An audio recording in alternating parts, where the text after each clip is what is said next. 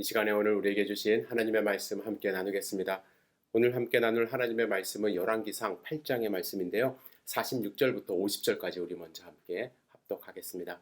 같이 읽겠습니다. 범죄하지 아니하는 사람이 없사오니 그들이 주께 범죄함으로 주께서 그들에게 진노하사 그들을 적국에게 넘기심에 적국이 그들을 사로잡아 원근을 막론하고 적국의 땅으로 끌려간 후에 그들이 사로잡혀 간 땅에서 스스로 깨닫고 그 사로잡은 자의 땅에서 돌이켜 주께 간구하기를 우리가 범죄하여 반역을 행하며 악을 지었나이다 하며 자기를 사로잡아간 적국의 땅에서 온 마음과 온 뜻으로 주께 돌아와서 주께서 그들의 주상에게 주신 땅 곧 주께서 택하신 성읍과 내가 주의 이름을 위하여 건축한 성전 있는 쪽을 향하여 주께 기도하거든 주는 계신 곳 하늘에서 그들의 기도와 간구를 들으시고 그들의 일을 돌아보시며 주께 범죄한 백성을 용서하시며 주께 범한 그 모든 허물을 사하시고 그들을 사로잡아간 자 앞에서 그들로 불쌍히 여김을 얻게 하사 그 사람들로 그들을 불쌍히 여기게 하옵소서. 아멘. 오늘 우리에게 주실 말씀을 생각하면서 잠시 기도하겠습니다. 전능하신 주님, 오늘 열왕기상 8장의 말씀을 통하여 주님이 주시는 음성을 들을 수 있도록 인도하여 주시옵소서. 주님의 말씀을 우리 마음밭에 새기고 살아갈 수 있도록 인도하여 주시고 주님의 말씀의 힘을 경험할 수 있도록 인도하여 주시옵소서. 오늘 주실 말씀을 기대합니다. 예수님의 이름으로 기도드렸사옵나이다. 아멘.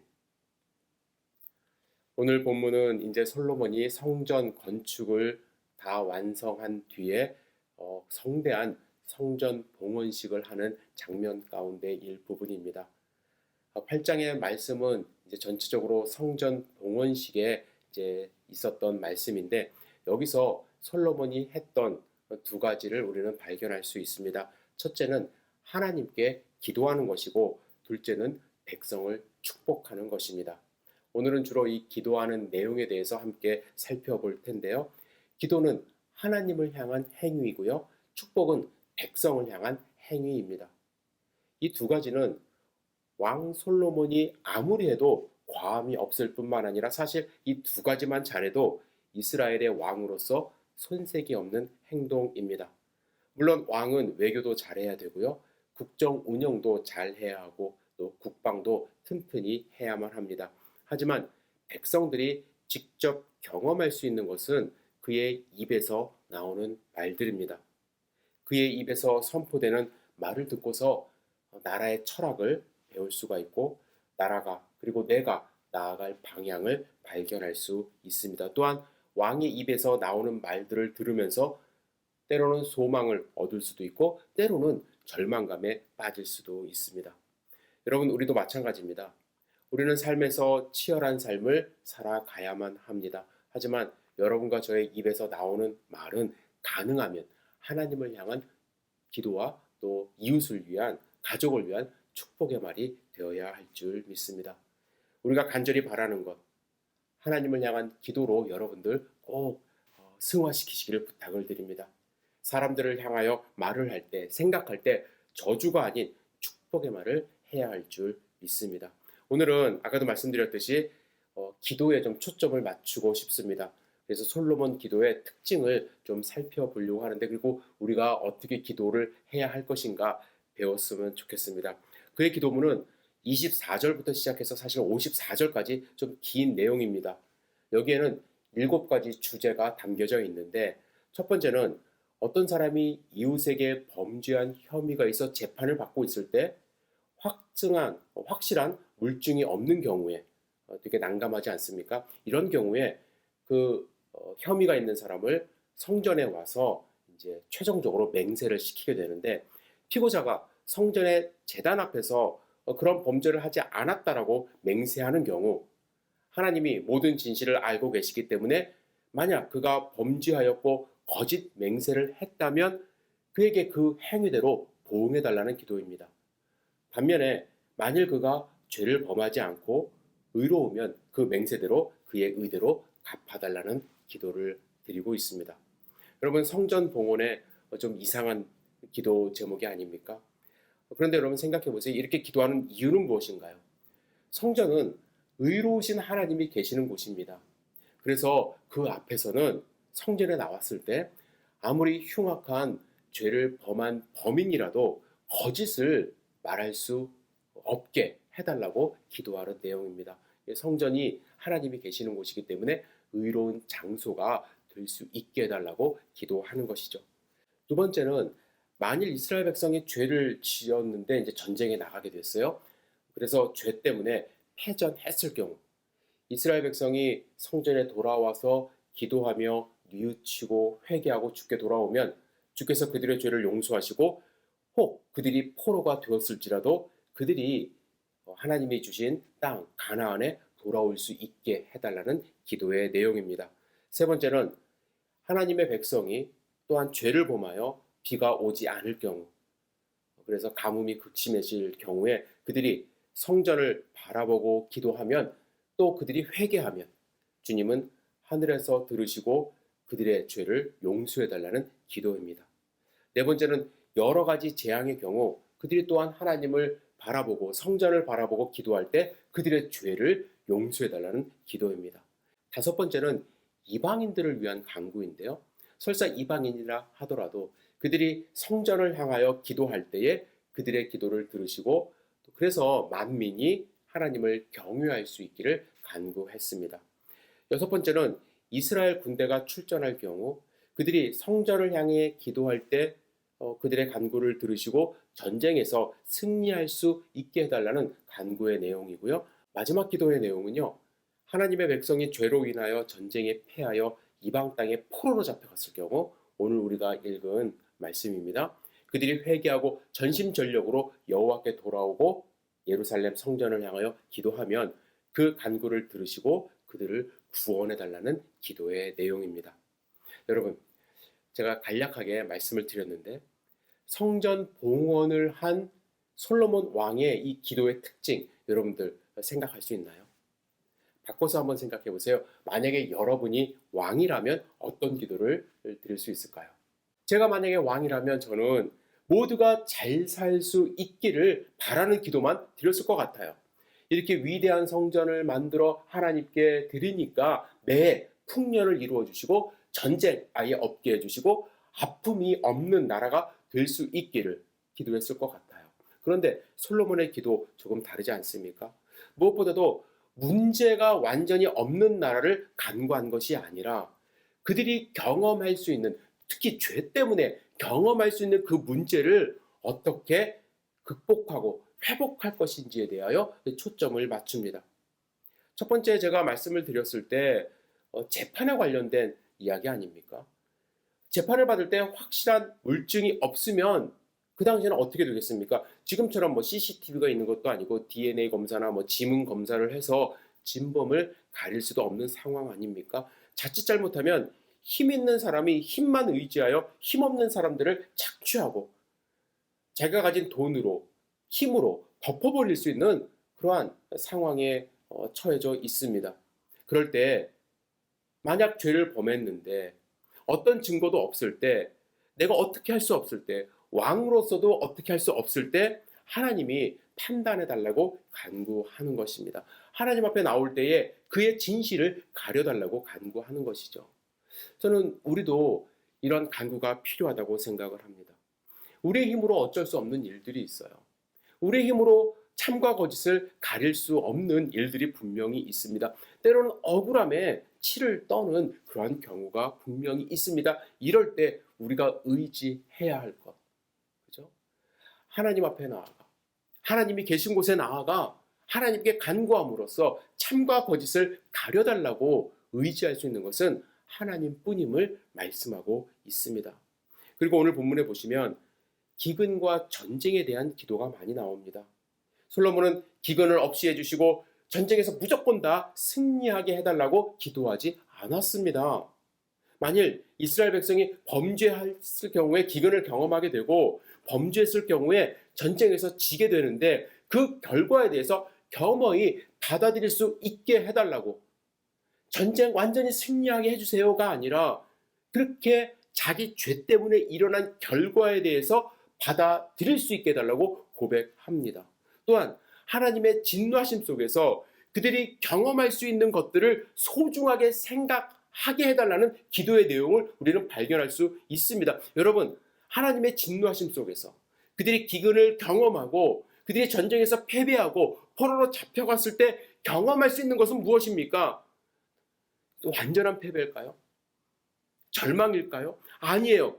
솔로몬이 초점을 맞추고 있는 것은 회개입니다. 회개. 돌아오는 것이에요. 그래서 솔로몬은요, 이 성전을 지은 이유가 바로 백성들이 죄로부터 돌아오는 장소임을 백성들 앞에서 기도하고 있는 것입니다. 솔로몬은요, 지금 성전의 중요한 역할을 이야기하며 기도하고 있는 것입니다. 성전은 백성들이 돌아와야 될 곳이에요.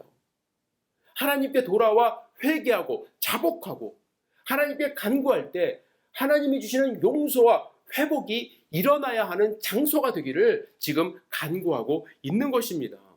솔로몬은요, 오늘 우리가 읽은 본문에서 이 과정을 구체적으로 말하고 있습니다. 첫째로 회개의 시작은 무엇으로 시작되는가? 깨달음으로 시작을 한다라는 거예요. 47절에 보시면 스스로 깨닫고라고 기도하고 있습니다. 깨닫고라고.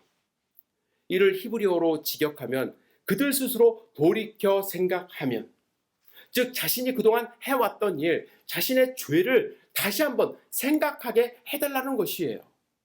중요한 것은 남이 알려주는 것이 아니라 스스로 깨닫는 거예요. 스스로 깨닫는 거. 중요합니다. 이게 회개의 시작이에요. 많은 사람들은 자신이 무엇을 잘못했는지 깨닫지 못하며 살아갑니다. 예수님의 비유에 나오는 탕자, 둘째 아들, 여러분들 아시죠? 이 탕자는 자신의 모든 재산을 탕진하고 유대인들이 가장 싫어하는, 혐오하는 돼지 오리에서 돼지의 사료인 쥐염 열매를 먹기 직전까지 깨닫지 못했어요. 그 바로 직전에 깨달았어요. 자기의 잘못을. 여러분, 다윗도 마찬가지예요. 자신이 밧세바를 범하고 밧세바의 남편 우리아를 죽이는 일까지 했음에도 불구하고 나단 선지자가 그에게 와서 죄를 깨닫게 하기 전까지 깨달음이 없었다라는 거예요. 여러분, 우리가 아는 것과 깨닫는 것은 조금 다릅니다. 그죠? 내가 잘못한 것 알아요. 그런다 깨닫지 못하는, 그 죄가 얼마나 큰지를 깨닫지 못하는 경우가 많이 있다라는 것입니다. 여러분, 그것을 스스로 인정하고 깨닫고, 그래서 내가 용서함 받아야 되는 존재라는 것을 아는 것, 그것이 바로 회개의 시작입니다. 죄를 깨달았으면 그래서 그 다음 단계로 넘어갈 수가 있어요. 고백하는 단계입니다. 고백하는 단계. 여러분, 47절 하반부에 보시면 우리가 범죄하여 반역을 행하여 악을 지었나이다 하며 기도한다라고 이야기합니다. 자신이 악을 지었다라는 고백을 해야 한다는 것이죠. 백성이 와서 그렇게 고백을 하면 용서해달라는 거예요. 여러분, 이렇게 고백하는 것도요, 쉽지 않더라고요. 그죠? 여러분, 하나님 앞에서 진실로 나의 죄를 고백해본 경험이 있으신지 모르겠어요. 내가 깨달았다면, 이 죄 때문에 정말 내 자신이 스스로 괴로워서 하나님 앞에서 가슴을 치며 죄를 회개하고 고백한 그런 경험이 있으신지 모르겠어요. 이스라엘 백성이 여리고성을 무너뜨리고 아간이라는 사람이 범죄를 저질렀습니다. 그래서 이스라엘 백성이 아이성에서 아주 참패를 당했죠. 그래서 누구의 죄 때문에 이러한 일이 일어났는가? 제비를 뽑기 시작합니다. 결국에는 줄고 지파를 뽑고 가정을 뽑고, 그래서 줄어서 누구까지 왔냐면 아간까지 온 거예요. 여러분, 한번 생각해 보세요. 제비 뽑기가 진행되고 있습니다. 그 결과가 자신을 향해서 지금 오고 있어요. 그런데 그때까지 그는 죄를 고백하지 않았어요. 여호수아 7장 19절에 보면 여호수아가 아간에게 직접 이렇게 청합니다. 이르되 내 아들아 청하노니 이스라엘의 하나님 여호와께 영광을 돌려 그 앞에 자복하고 내가 한 일을 내게 알게 하라. 그 일을 내게 숨기지 말라 하니, 이렇게 다그칠 때에 아간이 여호수아에게 대답하여 이르되 참으로 나는 이스라엘의 하나님 여호와께 범죄하여 이러이러하게 행하였나이다. 이렇게 고백을 합니다. 다그쳤을 때 그제서야 고백을 하는 거예요. 여러분, 현대사회는요, 자기의 죄를 고백하고 자기의 죄를 이렇게 솔직하게 얘기하는 것, 패배했다고 생각을 많이 해요. 그리고 법정에 서서도요, 끝까지 안 했다고 주장하는 경우가 많이 있습니다. 돈 있는 사람들은 좋은 변호사, 비싼 변호사를 고용하여 죄를 인정하지 않습니다. 제가 알고 있는 황당한 용어, 여러분들도 아실 거예요. 심신미약이라는 법정 용어가 있습니다. 이는 심신장애로 인하여 사물을 변별할 능력이나 의사 결정할 능력이 미약한 상태를 의미한다고 합니다. 이런 경우 책임 능력이 떨어진다고 봐서 처벌이 감경될 수 있다고 합니다. 그런데 술 마신 경우, 마약한 경우, 이럴 때도 심신미약으로 적은 형량을 받는 거예요. 말이 안 되죠. 술에 취해서 나쁜 짓 해놓고 심신미약으로, 그죠? 병원에서 진단받아갖고 자기의 죄를 인정하지 않고 무죄로 풀려나거나 처벌을 감경받는 그런 말도 안 되는 일들이 현대사회에 일어납니다. 대부분의 경우 자신의 죄 고백하지 않습니다. 그런데 여러분, 자신의 죄를 고백하지 않는 경우 결코 그 죄에서 돌아서지 못합니다. 하지만 우리는 어떤가요? 하나님을 믿고 있지 않습니까? 우리는 알아요. 하나님 앞에서 어떠한 죄도 숨길 수 없다는 것 알고 있습니다. 성전은 어떤 곳이에요? 하나님이 계신 곳이기 때문에 내 죄를 숨길 수 없는 곳임을 우리는 압니다. 그래서 그 앞에 나아가면 나의 죄를 고백할 수 있는 곳이 되어야 그곳이 바로 성전인 것입니다. 여러분, 죄를 깨닫고 죄를 내 입술로 고백할 때, 진심을 다해서 고백할 때 어떤 일이 일어나나요? 하나님의 용서와 하나님의 회복의 은혜가 일어난다는 것입니다. 솔로몬이 지은 성전은 이런 역할을 하는 장소였습니다. 하나님께 돌아와야 하는 장소였고, 하나님께 부르짖는 장소였고, 하나님의 용서를 경험하는 은혜의 장소가 되기를 솔로몬은 지금 기도하고 있는 것입니다. 솔로몬은 누구든지 돌아와 자신의 죄를 자복하고 회개할 수 있는 아주 값비싼 성전을 지었습니다. 하지만 우리는 어떤가요? 우리는 예루살렘에 가야 할까요? 아니죠. 우리는요, 예수 그리스도의 핏값으로 여러분과 제가 성전이 되었어요. 하나님은 사도 바울을 통하여 그리스도를 모시고 있는 우리가 바로, 성령 하나님을 모시고 있는 우리가 바로 성전이라고 했습니다. 고린도전서 3장 16절. 너희가 하나님의 성전인 것과 하나님의 성령이 너희 안에 거하시는 것을 알지 못하느냐. 여러분, 우리가 하나님의 성전이라면 우리가 해야 할 일은 무엇입니까? 하나님을 믿게 되었으니 남들보다 잘 살게 해달라고 하나님께 빌어야 할까요? 평안한 삶만 있게 해달라고 하나님께 기도해야 할까요? 아니라는 거예요.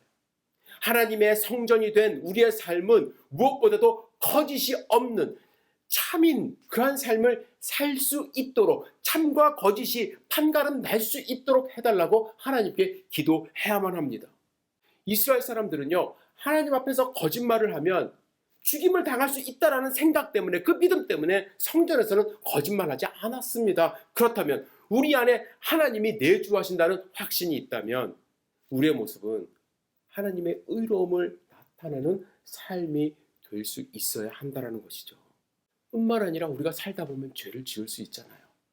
완벽한 삶 살 수 없어요. 아직까지는요. 하나님 앞에 죄 지은 것 하나님이 깨닫게 하셨다면 하나님께 돌아와. 언제든지 돌아올 수 있잖아요. 돌아와 하나님께 자복하고 하나님이 주시는 용서의 은혜를 경험하는 삶을 살아야 할 것입니다. 그래야 성전의 역할을 제대로 하는 거예요. 여러분은 무엇을 위해서 기도하십니까? 여러분은 성전입니다. 여러분의 성전이 성전의 역할을 제대로 하고 있습니까? 저는 여러분들에게 부탁드리고 싶습니다. 여러분, 솔로몬이 성전을 지은 다음에 그곳에 와서 백성들이 회개할 때 하나님 용서해달라고 지금 기도하고 있습니다. 우리도 마찬가지예요. 우리가 잘못 저질렀을 때, 하나님께 용서함 받을 일이 있을 때 우리는 언제든지 하나님께 나아가, 어디서든지 하나님께 나아가 하나님께 자복하고 전심을 다해 용서를 구할 때 하나님의 회복의 능력, 은혜를 우리는 경험할 수 있으리라 확신합니다. 여러분 잘 아시는 메가더 장군. 메가더 장군은요, 늦은 나이에 아들을 하나 얻었습니다. 58세에 아서 메가더 4세를 얻었는데, 그때 메가더 장군이 아들을 위해서 쓴 기도문이 있습니다. 상당히 좀 유명한데 처음 들으시는 분들도 있을 것 같아서 제가 읽어드리도록 하겠습니다. 오 주님, 내 아이가 이런 사람이 되게 하소서. 약한 때를 충분히 분별할 힘이 있는 사람, 두려운 때 자신을 잃지 않는 용기 있는 사람, 정직한 패배 앞에 당당하고 부끄러워하지 않는 사람, 승리 앞에 겸손하고 온유한 사람이 되게 하소서. 내 아이가 이런 사람이 되게 하소서. 바랄 줄만 알고 행할 줄은 모르는 사람이 되지 않게 하시고, 자신의 본분을 자각하여 하나님과 자신을 아는 것이 지식의 기초임을 깨닫는 사람이 되게 하소서. 그를 쉽고 편한 길로 인도하지 마시고, 긴장과 어려움과 도전의 폭풍 속에서 당당히 서는 법과 실패한 자를 긍휼히 여길 줄 아는 법을 배우는 사람이 되게 하소서. 내 아이가 이런 사람이 되게 하소서. 마음이 깨끗하고 높은 이상을 품는 사람, 남을 다스리기 전에 먼저 자신을 다스리는 사람, 미래를 향해 전진하면서도 과거를 결코 잊지 않는 사람이 되게 하소서. 그리고 이 모든 것들 위해 그에게 유머 감각을 주소서. 그래서 매사에 진지하면서도 결코 지나치게 심각하지 않는 사람이 되게 하소서.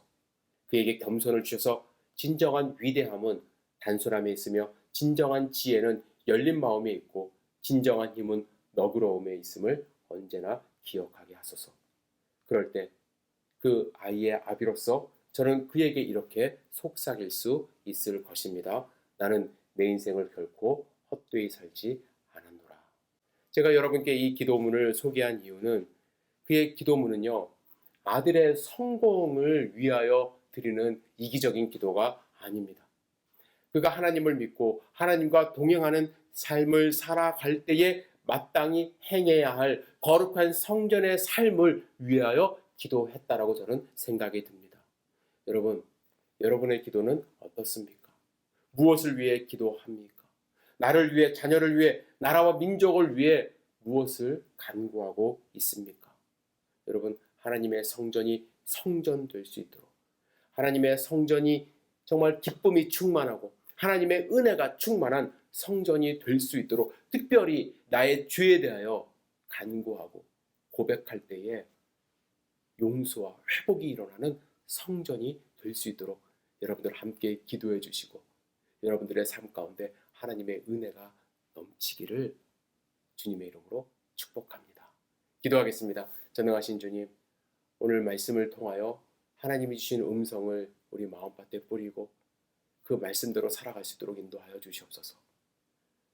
내 안에 거하시는 성령 하나님을 늘 생각하며 하나님께 나아가는 삶을 살 수 있도록 인도하여 주시고, 내가 하나님의 성전임을 깨닫고 잊지 않고 늘 거룩하고 하나님의 말씀이 선포되는 삶을 살아갈 수 있도록 주여 축복하여 주시옵소서.